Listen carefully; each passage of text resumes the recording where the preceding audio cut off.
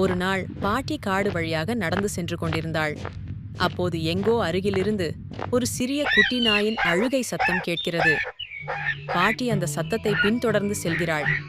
அதே நேரத்தில் அந்த காடிலேயே இருந்த ஒரு பெரிய சிங்கமும் குட்டி நாயின் அழுகையை கேட்டு அந்த வழிக்கு புறப்படுகிறது.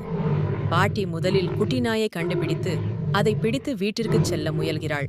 ஆனால் வழியிலேயே சிங்கம் வந்துவிடுகிறது. சிங்கத்தை பார்த்த பாட்டி பயந்து ஓடத் தொடங்குகிறாள். ஓடிக்கொண்டே நதிக்கரையை அடைகிறாள்.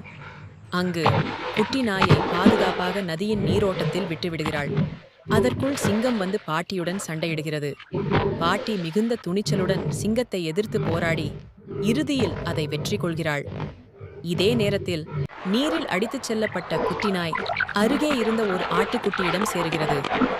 ஆட்டுக்குட்டி அந்த குட்டி நாயை எடுத்து மர நிழலில் பாதுகாப்பாக வைத்துக்கொண்டு பால் கொடுக்கிறது.